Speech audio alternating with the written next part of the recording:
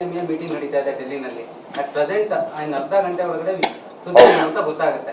ಆದ್ರೆ ಇಲ್ಲಿ ಚರ್ಚೆ ಆಗ್ತಾ ಇರ್ತಕ್ಕಂಥದ್ದು ಸರ್ಕಾರದ ವೈಫಲ್ಯ ಇದಕ್ಕೆ ಪ್ರಮುಖ ಕಾರಣ ಅನ್ನುವಂಥದ್ದು ಬಹಳಷ್ಟು ಚರ್ಚೆ ಆಗ್ತಾ ಇದೆ. ಯಾವ ಸರ್ಕಾರದ ವೈಫಲ್ಯ?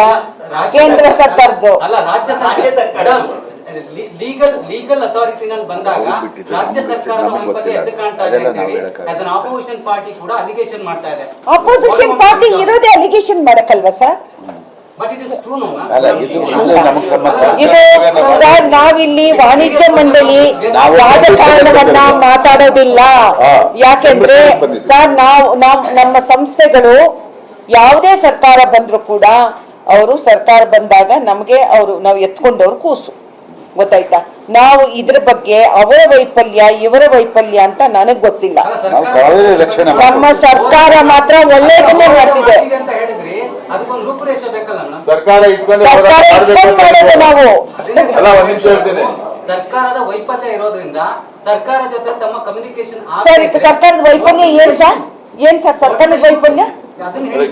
ಅದೇ ನನ್ ಪ್ರಶ್ನೆ ಉತ್ತರ ಬೇಕು. ಸರ್ಕಾರದ ವೈಫಲ್ಯ ಏನು?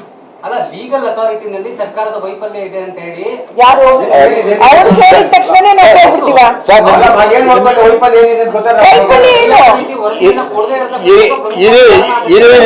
ಇವರ ಒಂದ್ ನಿಮಿಷ 2008ರಲ್ಲಿ ಈ ಒಂದು ಕಾವೇರಿ ನಿಯಂತ್ರಣ ಮಂಡಳಿ ಸ್ಟಾರ್ಟ್ ಆಗಿತ್ತು. ಅವತ್ತಿಂದ ಇವತ್ತಿನವರೆಗೂ ನಮ್ಗೆ ಅಲ್ಲಿಂದ ನ್ಯಾಯ ಸಿಕ್ಕಿದ್ಯಾ? ಆದ್ರೆ ಎಲ್ಲಾ ಬಾರಿನೂ ನಮ್ಮ ಸರ್ಕಾರದ ಅಧಿಕಾರಿಗಳು ಲಾಯರ್ಗಳು ವೈಫಲ್ಯ ಆಗಿದಾರ. ಇದು ಅಲ್ಲಿ ನಡ್ಕೊಂಡ್ ಬರೋದಿದೆ ಹಾಗೆ.